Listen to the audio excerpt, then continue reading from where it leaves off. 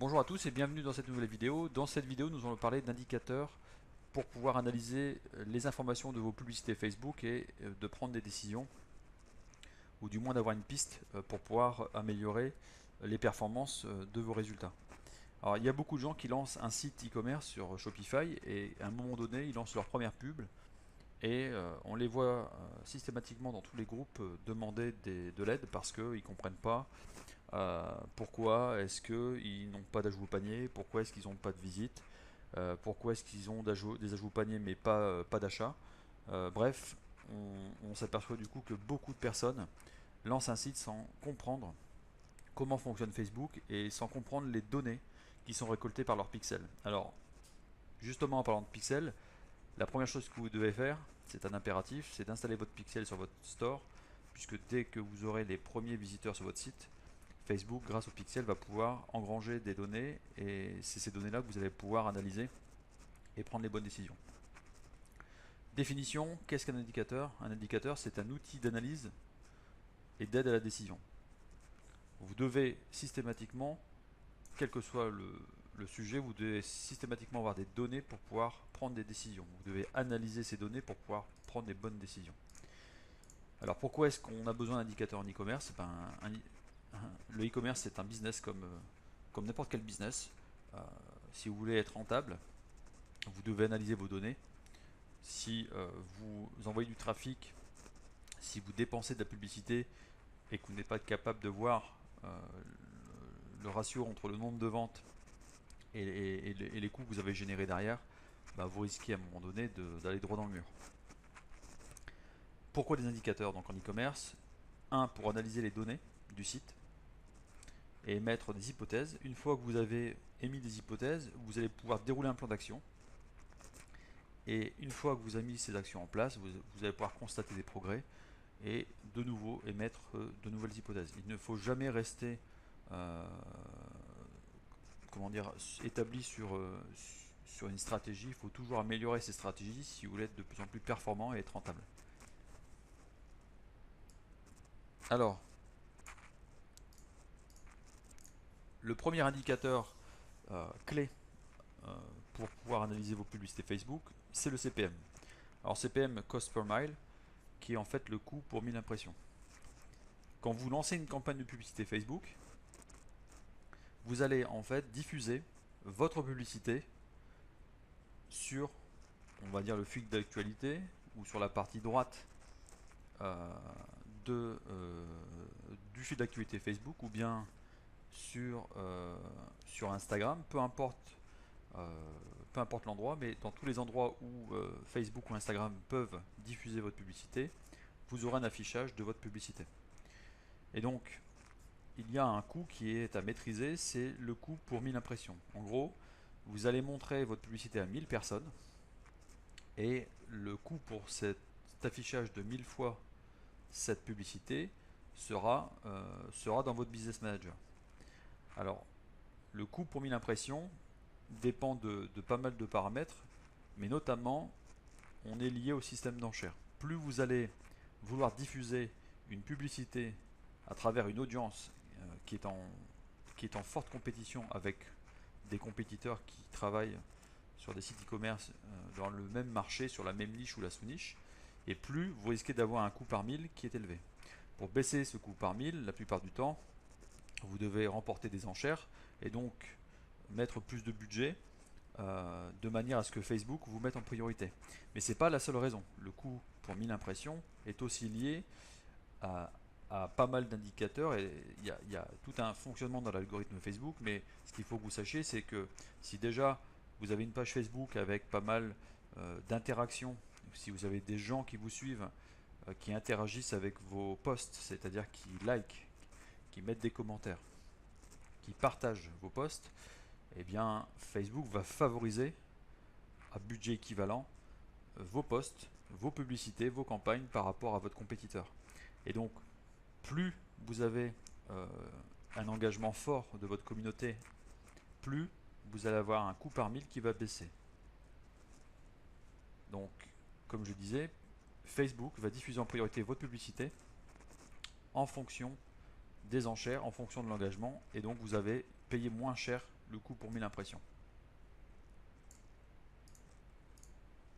Le deuxième indicateur clé, c'est le CTR, le click-through rate, qui est en fait le taux de clic. On revient sur la publicité qui est diffusée. Imaginons qu'elle soit diffusée 1000 fois et que sur les 1000 impressions, vous avez 10 personnes qui ont cliqué sur votre publicité.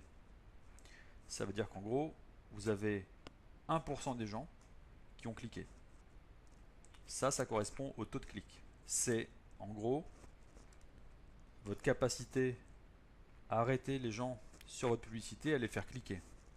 Donc, plus votre publicité sera pertinente, c'est-à-dire plus vous allez avoir une photo qui va les arrêter au moment de scroller leur écran sur leur téléphone portable ou sur leur ordinateur, plus vous allez avoir un texte, donc ce qu'on appelle l'ad copy, qui va être pertinente par rapport à votre audience, plus vous allez avoir une vidéo ou une image qui va être impactante, et plus vous avez de chances à ce que la personne clique sur votre publicité et se retrouve sur votre site, soit sur la page d'accueil, soit sur une page de collection, soit encore sur votre page produit, puisque la plupart du temps vous envoyez votre visiteur sur une page produit.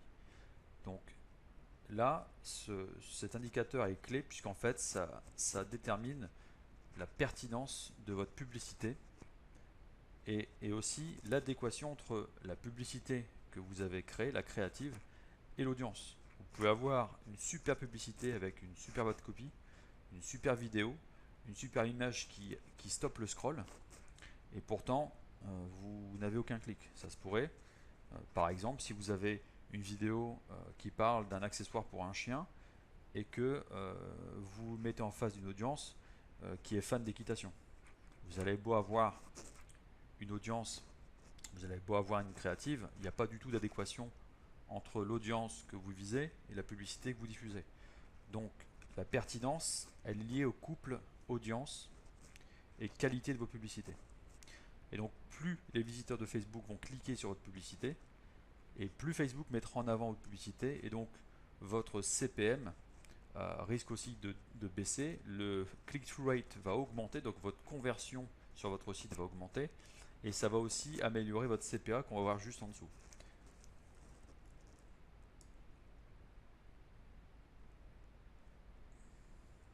Alors,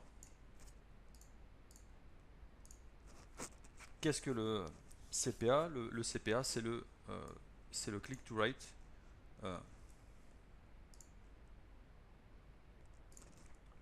Donc le CPA, c'est le cost per action, donc le coût par action. Qu'est-ce que le coût par action? C'est le coût que vous allez dépenser pour que le visiteur fasse une action. Par exemple, vous faites une publicité pour télécharger une application que vous avez développée. Donc l'action demandée au visiteur, c'est de télécharger l'application. Vous demandez à un visiteur d'aller sur un formulaire d'enregistrement pour avoir son email. Le coût par action est lié au fait que vous voulez qu'une personne s'enregistre sur le formulaire d'enregistrement afin que vous puissiez faire grandir votre liste email. Vous voulez envoyer une personne sur une page produit. L'objectif, c'est de lui faire acheter. Donc l'action sous-entendue derrière, c'est le fait d'acheter le produit.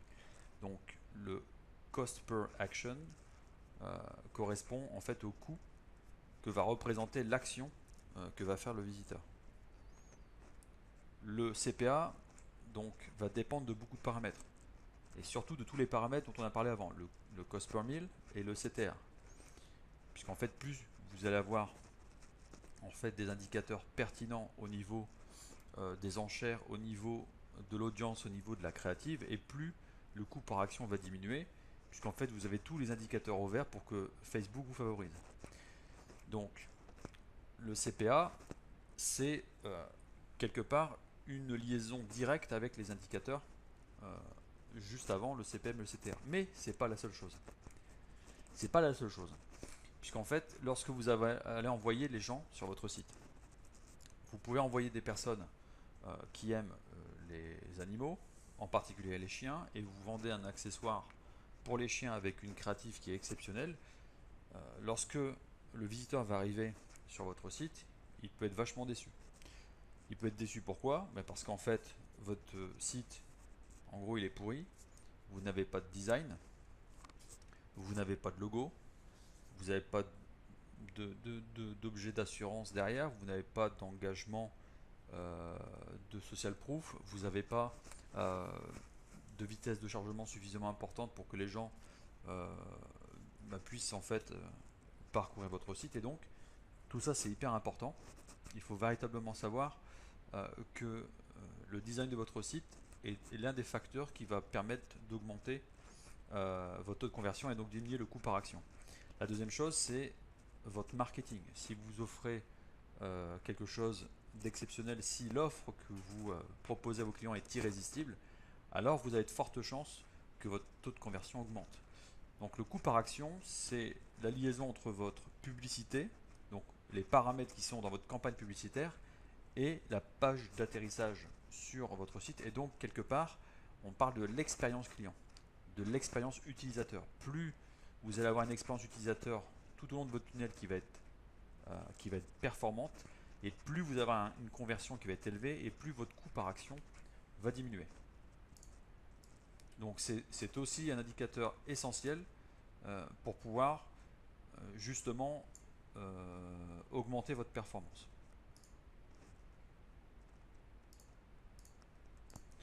Le dernier indicateur qui est essentiel, c'est le ROAS, Return on Ad Spend. C'est le retour sur les dépenses publicitaires. En fait, c'est la division entre le montant des ventes et le coût publicitaire. Imaginons, en prenant un exemple, si vous avez un visiteur qui achète pour 15 € de produit et que le coût par achat est de 10 €, alors le ROAS, lui, il va être de 1,5. D'accord? Puisqu'en fait, vous dépensez 1 € dans votre publicité et ça vous rapporte 1,50 €. Vous dépensez 10 € dans votre publicité et ça vous rapporte 15 €. Donc le ROAS, c'est le ratio entre le montant des ventes et le coût publicitaire. Attention, ça ne veut pas dire que parce que vous avez un ROAS qui est supérieur à 1, que vous êtes forcément rentable. Exemple ici, vous dépensez 1 € et vous en récoltez 1,50 € ou vous dépensez 10 € et vous récoltez 15 €, vous avez donc 5 € de marge. On pourrait dire que vous êtes profitable, mais pour l'instant, vous n'avez pas inclus le prix de votre produit et tous les charges annexes. Donc, il faut analyser le montant global.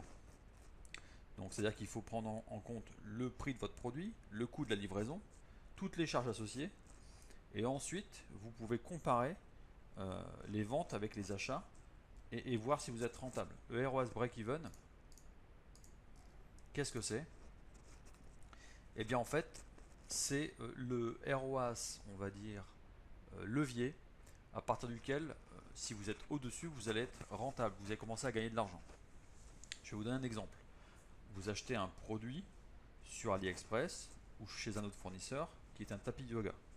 Imaginons que ce tapis de yoga, vous l'achetez 7 € chez votre fournisseur, que la livraison vous coûte 3 €, que vous avez des frais annexes liés par exemple, on va dire, à les intérêts que prennent PayPal ou Stripe au moment de la transaction financière, et d'autres frais que vous avez décidé de diluer dans le volume de vente, et que tous ces frais annexes vous coûtent 2 € par produit.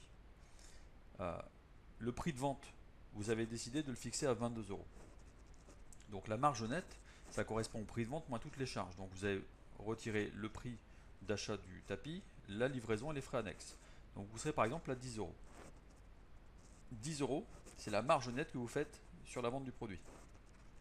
Et donc le ROAS break-even, donc le retour sur investissement publicitaire en break-even, donc le point mort, ça correspond au prix de vente divisé par la marge. Donc votre prix de vente 22 € et votre marge 10. Donc votre break-even il est de 2,2. Donc vous voyez tout à l'heure, on avait un ROAS de 1,5 et donc ça veut dire que le minimum est de 2,2. Si on n'est pas à 2,2, on perd de l'argent. Si on est à 2,2, on est au point mort.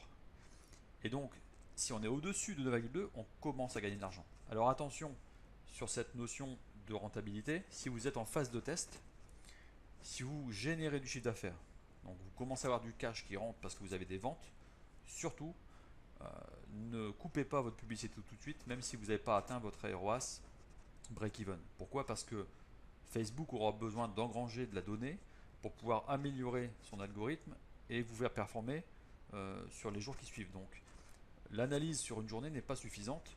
Il faut, pendant la phase de test, que vous travaillez donc différentes campagnes avec différentes adsets, différentes audiences et différentes créatives. Et à un moment donné, au bout de 3 jours, 2-3 jours, vous allez pouvoir analyser les données et voir en gros où se situe votre ROAS par rapport au ROAS break-even. Donc c'est vraiment hyper important que vous puissiez comprendre que la rentabilité, elle n'est pas liée au ROAS, mais elle est liée au ROAS break-even et que vous devez toujours analyser le ROAS que vous avez obtenu par rapport à celui qui est le ROAS pivot. Donc, pour résumer, si votre ROAS est supérieur à votre ROAS break-even, vous êtes profitable. Si votre ROAS est égal au ROAS break-even, vous êtes au point d'équilibre. Vous n'êtes pas obligé de couper. Si vous êtes en phase de test, mieux vaut continuer à laisser tourner votre publicité parce que vous allez continuer à engranger de la data. Par exemple, vous allez continuer à avoir des vues de contenu, vous allez continuer à avoir des vues de vidéo, vous allez avoir des ajouts au panier et également des achats, et donc vous allez augmenter le nombre d'actions qui ont été réalisées par les visiteurs, et donc vous allez commencer à avoir suffisamment de données pour créer en fait d'autres stratégies comme des lookalike, donc qui permet d'aller chercher au travers d'audiences similaires des personnes qui ressemblent le plus à celles qui ont déjà effectué une action sur votre site. Dernière chose, si votre ROAS est inférieur au ROAS break-even, là vous êtes déficitaire. Et clairement, si au bout de 3 jours vous êtes déficitaire, coupez vos pubs, il faut la killer parce que clairement il y a une inadéquation entre votre campagne, votre audience, votre créative et votre site ou l'offre marketing ou l'offre produit. Donc voilà, on a fait le tour des 4 indicateurs qui sont essentiels et qui sont indispensables pour suivre la performance de vos publicités Facebook et d'être rentable. J'espère que vous avez aimé cette vidéo. Si vous avez appris quelque chose, n'hésitez pas à vous abonner à la chaîne. Ce serait bien que vous puissiez mettre aussi un pouce bleu. Ça me motivera pour continuer à vous faire des vidéos qualitatives à haute valeur ajoutée. Je vous souhaite une bonne fin de journée et j'espère que vous allez... Voilà pour ce qui est de cette vidéo. J'espère que vous avez pris des choses. Si vous avez aimé cette vidéo, n'hésitez pas à la liker, à la partager et à vous abonner pour pouvoir continuer à bénéficier des vidéos de haute valeur sur cette chaîne. Je vous souhaite une bonne fin de journée et je vous dis à bientôt.